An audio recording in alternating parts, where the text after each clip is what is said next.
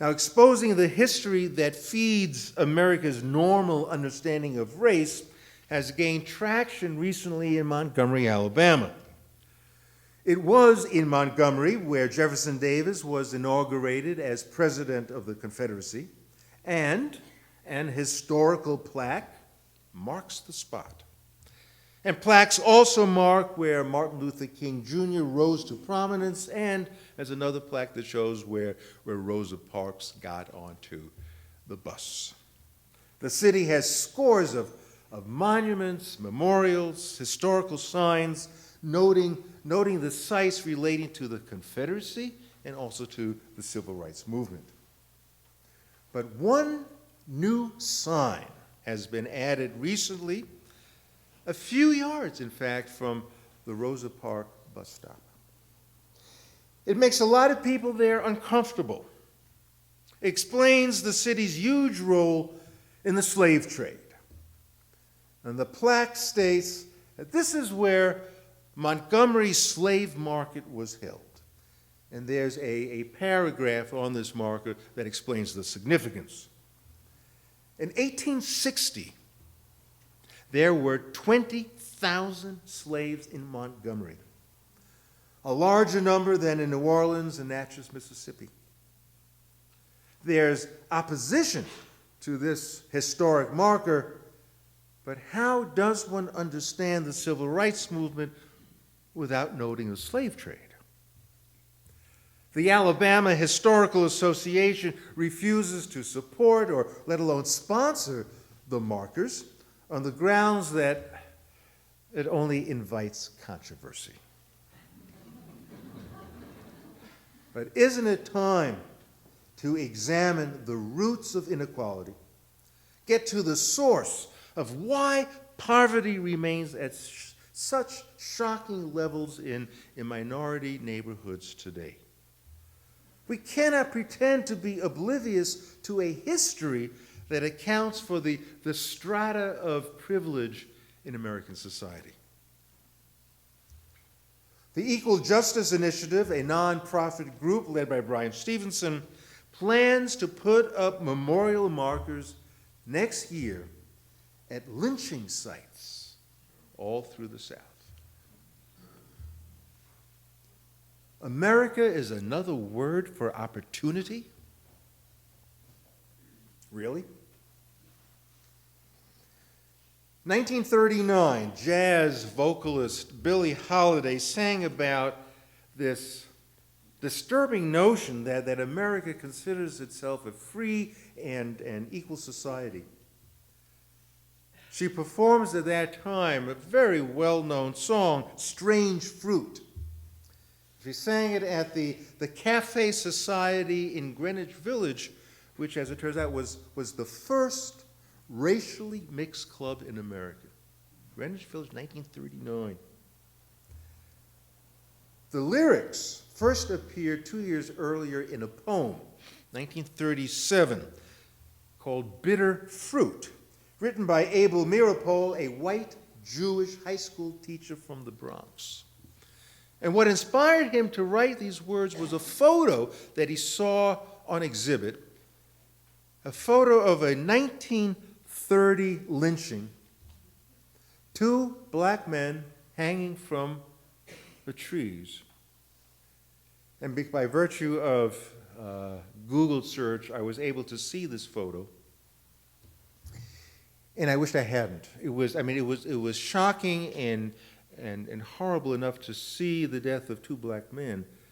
But what was so piercing about that photo was the face that the mob made, all these white people looking into the camera with a feeling or with a sense of righteousness that was just absolutely overwhelming with pathos. And this lynching took place in Marion, Indiana. So these are the words that the poet wrote that Billie Holiday later turned into song. Southern trees bear strange fruit, blood on the leaves and blood on the root. Black bodies swinging in the southern breeze, strange fruit hanging from the poplar trees. Pastoral scene of the gallant South, the bulging eyes and the twisted mouth. Scent of magnolias, sweet and fresh, then the sudden smell of burning flesh. Here is fruit for the crows to pluck, for the rain to gather, for the wind to suck, for the sun to rot, for the trees to drop. Here's a strange and bitter crop. The fear of retaliation was so great that Billie Holiday closed with that song. Waiters would stop all service in advance. The room would be completely dark except for a spot on Billie Holiday. And it was prearranged. There would be no encore. America is another word for opportunity. 1963, Governor George Wallace stood at the entry of Foster Auditorium in order to block James Hood, the first black student to be admitted to the University of Alabama in Tuscaloosa. Wallace proclaimed, segregation now, segregation tomorrow, segregation forever. Advantages are gained from the disadvantages of others. But let's fast forward to the present. President Obama called inequality the defining challenge of our times. And so he's proposing to fund early childhood education and to expand Medicaid to the poor.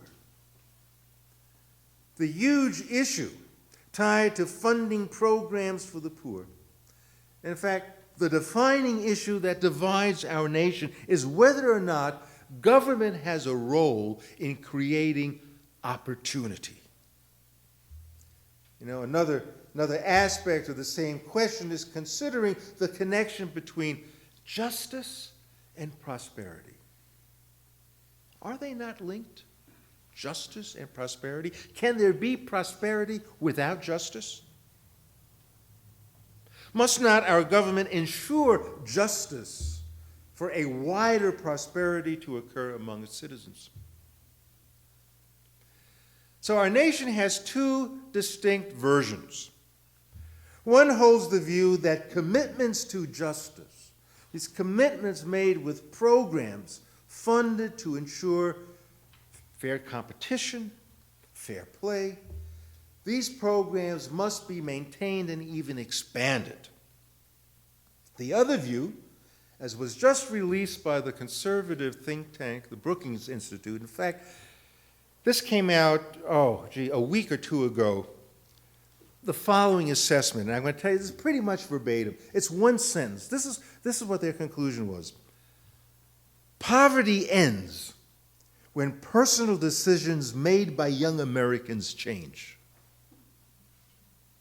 Isn't that remarkable? Poverty ends when personal decisions made by young Americans change. In this view, prosperity simply depends on the choices we make.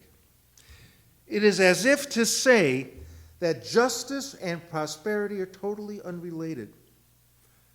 The idea of white privilege contributing to the glaring inequities in society is not even remotely taken into account.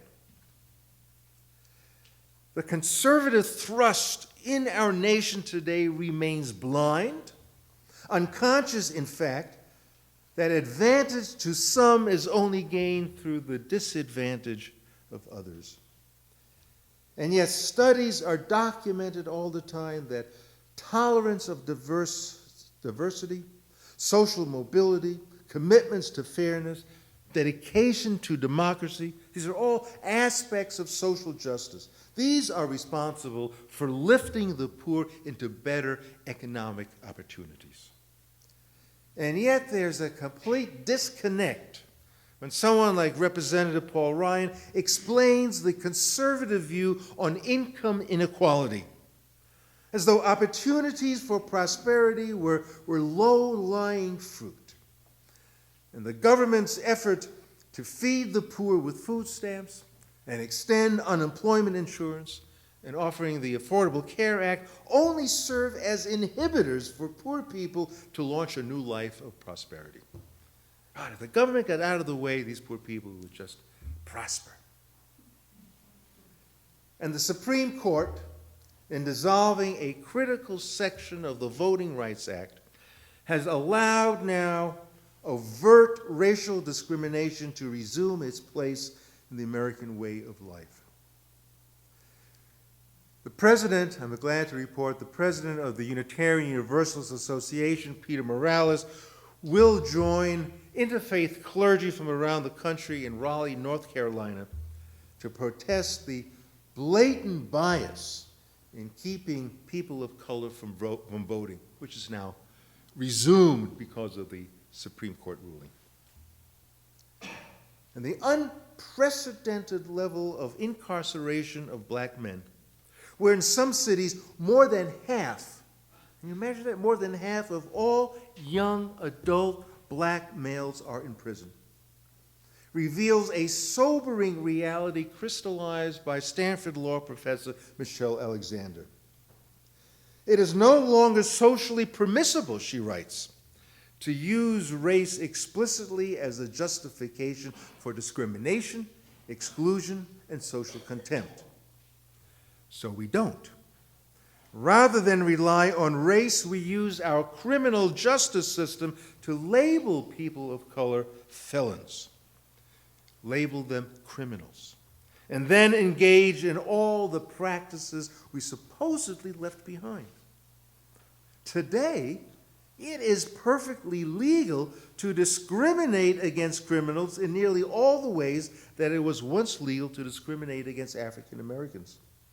For once you are labeled a felon, the old forms of discrimination, employment discrimination, housing discrimination, denial of the right to vote, denial of public benefits, exclusion from jury service, these are now all suddenly legal.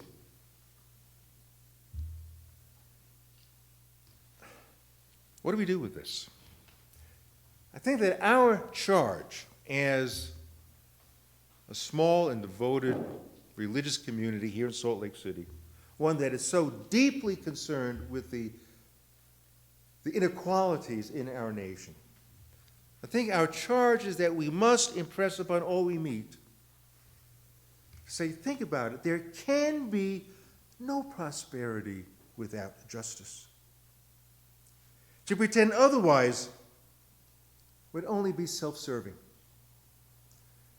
And furthermore, we must, as painful and difficult as it may be, unpack our invisible knapsack that carries our white privilege and come to understand that for us, America is another word for opportunity. And so it becomes now high time that we actually begin to listen to the great civil rights leaders of the last generation, come to understand that their vision was not limited to simply integrating a lunch counter or a university, or it was just limited to having African Americans ride on the front of the bus. It was much more than that. It was basically linking justice with prosperity. It was about opening our eyes to a system that keeps people poor by making injustice seem normal.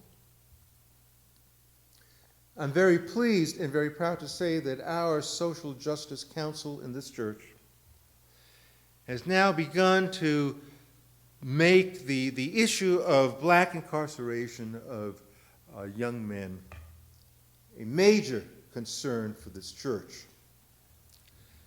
It feels overwhelming. It's going to be really difficult to fight against, but we must. And we will.